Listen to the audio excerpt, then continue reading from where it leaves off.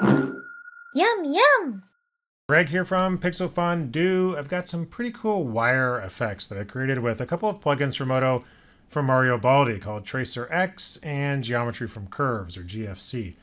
And I didn't really intend on coming up with this. I was just kind of screwing around, and this is what I came up with. I thought it was pretty cool, so I thought I'd make a video on it. This is just a sphere with these plugins applied and some operations done on them. And here you can kind of see it's this evolution. This is a little animation I created, but here you see all these curves are packed fairly tightly together. Here they're just sort of spread out more. That gives a really kind of cool shape.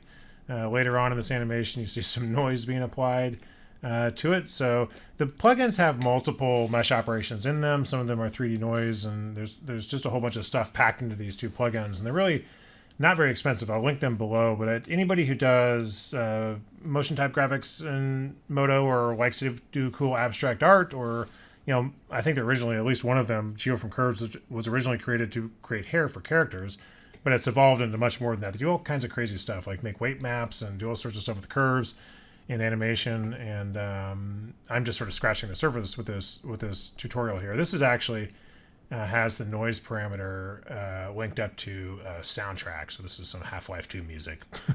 Just okay. So I saw it's the Half-Life 2 20th anniversary. I've been listening to Half-Life 2 music, so sue me.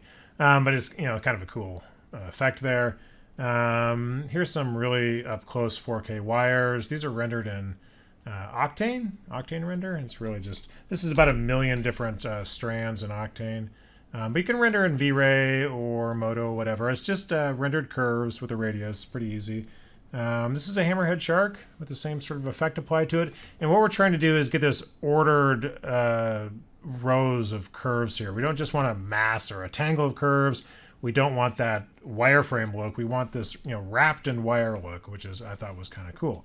So that being said, we'll just use this hammerhead shark as our test object. And here we are back in MODO.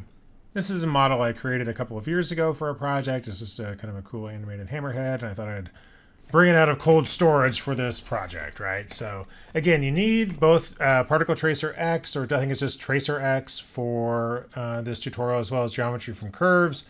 And so if you don't have those, maybe watch. If you think this is cool, go and buy them and take a look at what you can do with it. But okay, so here's our hammerhead, and the first thing I'm going to do is press N, add a new mesh item, just an empty mesh item, and I'm going to rename that TracerX hammerhead.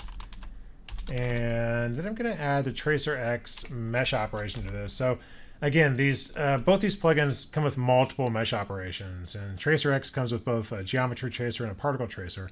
I'm actually going to use the particle tracer. Geometry tracer will do interesting things like trace geometry for creating cool sort of motion effects. Particle tracer will do that with particles, but I'm going to actually use my hammerhead as a particle source instead of a particle simulation or something like that. So particle tracer just asks for a particle source. I'm going to use my existing, make sure you're in existing and click the hammerhead there. And that's going to be my particle source. And right away you can see these strands appearing in the scene right there. And there's different ways that Particle Tracer X can deal with the vertices or particles in your particle system or your mesh geometry here. One of them is called Trace, which is kind of cool. It gives this sort of motion blurry look where it's just tracing these particles over time. And you can of course increase the lifespan here like that and get longer strands. It's a really cool effect, and they sort of trail away. But I'm actually going to use, well, here's one other called Connect to Point, where you see them all going to one point there. A wireframe like that. I'm going to use one called Join the Particles. And here it's sort of drawing lines between the particles or the vertices on the shark there.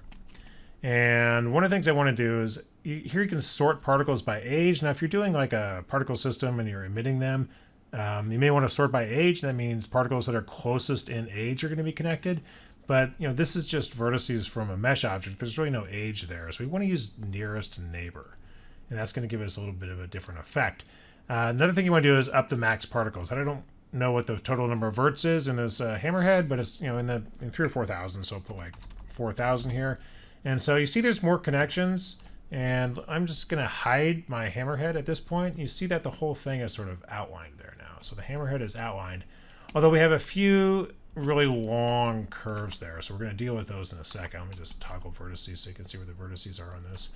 Right now our curve type is a polyline. We can also go to a curve or a B-spline. We're just going to keep with polyline right now. That seems to connect the points better than the curve or the B-spline. And I'm going to add a new mesh operation at the top called just the delete operation. Whoops, not subdivide. Delete, delete down here. And it promptly deleted the entire shark. And I want to set the selection type to edge. But as you might suspect, I just want to delete the long ones. So for the selection operation, I'm going to do select edges by length. This is existing because I already did this in the scene. But just do edges. You'll see it here. You'll see select edges by length, and so click that, and that's in the in here now. So right now it's deleting all edges between 0 and 1. So it's just leaving this really long one here. We kind of want to do the opposite. We want to just select the really long ones and maybe bump my maximum up and get rid of those really long ones while we keep all the shorter ones. So you don't necessarily have to keep these connecting ones here, but you know, do whatever you think looks good. To me, that's a little too much. I don't like that guy there. So there we've got, okay, it looks pretty good. We got a bunch of curves there now.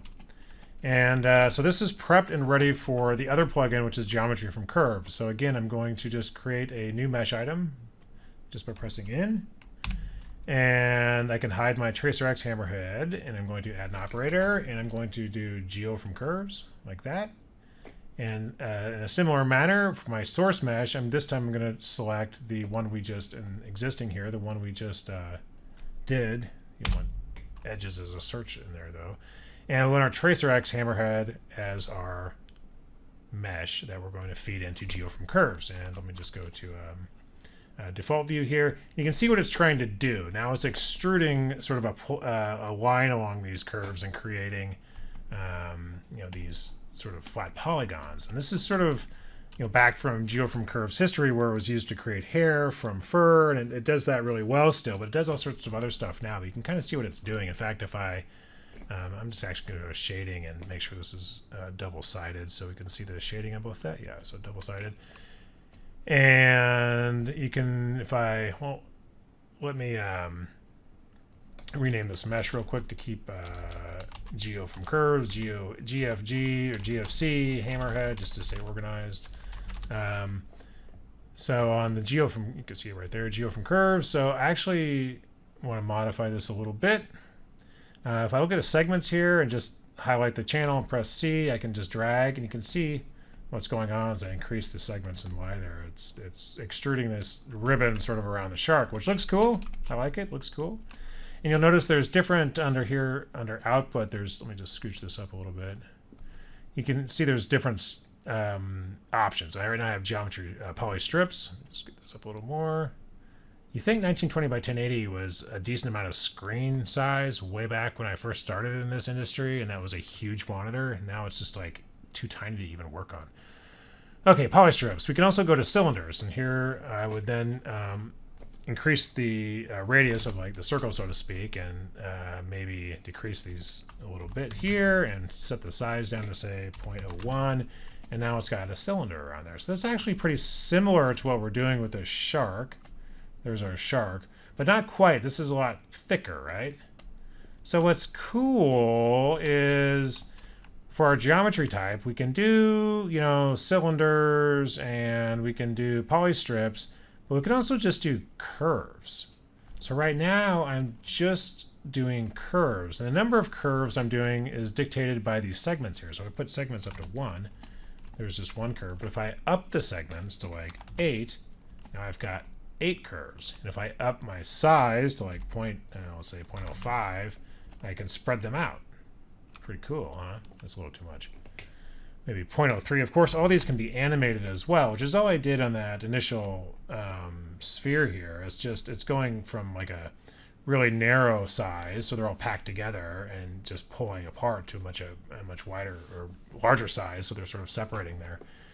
Pretty cool. And so that's kind of what I'm trying to do with my shark, and that's honestly about it. You can play around with this a little bit and get a little more on your size, or you can maybe go a little more segments so you get thicker, more curves there.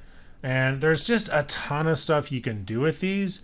You have size and twist and bend. You have gradients for all of these, so I can make them thinner and thicker along the length. You have this 3D noise. Actually, I have to hide some of this stuff here. You have some 3D noise and 2D noise here. I can put this up to like 0.1 and really sort of, run some noise through here, or 0.5, a little more. Pretty cool. All that stuff can be animated as well. And you can do a mask. Actually, let me just do this. You can see it's pretty noisy, but I can then go into a noise mask. And right now it's all at 100%. This is all along the length of the curve, right? So if I just middle click at 100 here, and then drag this one down, it's going to, whoops, let me just grab this guy here and drag it down. It's going to have 0 noise at the beginning of the curve. I can just switch it this way. And near the end of the curve, it's going to have 100% noise. You can see near the end of some of these curves, you're going to see more noise, where in the middle of the curves, you don't have any noise.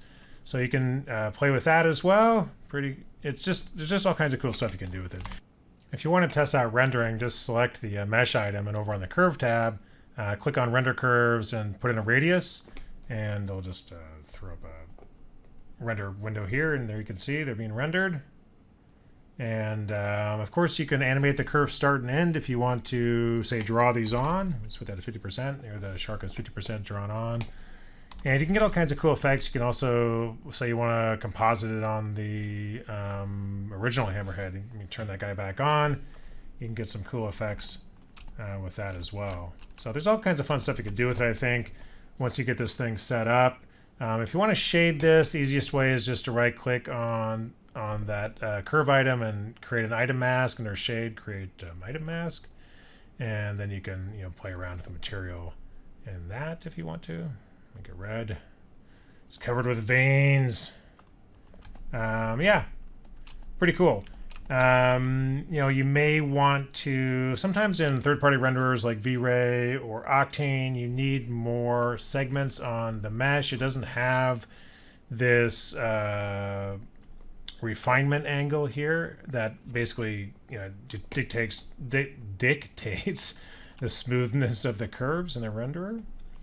And so you may want to go in here and do something like add a curve rebuild on top of that. So let me just hide my original hammerhead here. And you see that kind of destroyed our object. We just turn on vertices. But what you want to do with curve rebuild is don't do a standard point count. Just do an exact distance. So basically every, say, 0.0, 30 millimeters or whatever, it's going to create a point. So it's just a nice, fine, even density. And that works really good if you want to do the noise distortion or something else, or add any other deformers in there. Yeah, I don't know where else to go with this. There's all kinds of cool stuff. If you go back to the original TracerX mesh and Particle TracerX, again, this has all kinds of parameters as well. Multi will basically, let me just hide my hammerhead there and look at the source here, the TracerX one. Multi will just, again, trace for multiple points. So right now each point just goes to one other point, but you can increase that and get multiple points traced. You can also let me just turn that back to 1 or 0. You can also adjust clusters, which will essentially give multiple starting points for these. Here again, you have the delete operation on there to get rid of those really big ones, but if you want to adjust clusters, you can bump that up to like 5 or so, and you get a bit of a different pattern here. There's multiple starting points for these meshes. In fact, if I do this curve ending thing and go backwards, you can see there's multiple starting points now, right? So that's that one, the clusters. There's all kinds of just other stuff in here that you can play around with. Subdivisions will actually subdivide the curves on here, so you see there's more points. You can do it that way rather than rebuild curves. So I think rebuilding curves at the end is probably the way to do it. Yeah, all kinds of things to do. It's got this draw info. You can look at the curve IDs there if you want to, or age, speed of your particles. So and I'm not even getting into all the stuff you can do with weight maps and things like that are on both GeoFrom Curves and Curve TracerX. They're just really robust plugins with tons of options. And yeah, just in this case, use them in conjunction to create these cool sort of wireframe items. Anyway, have fun with it. Buy it if you just like screwing around, or if you have a use case for this kind of thing. I really had a lot of fun with these two plugins. I think that's all I've got to say about that. Yum, yum!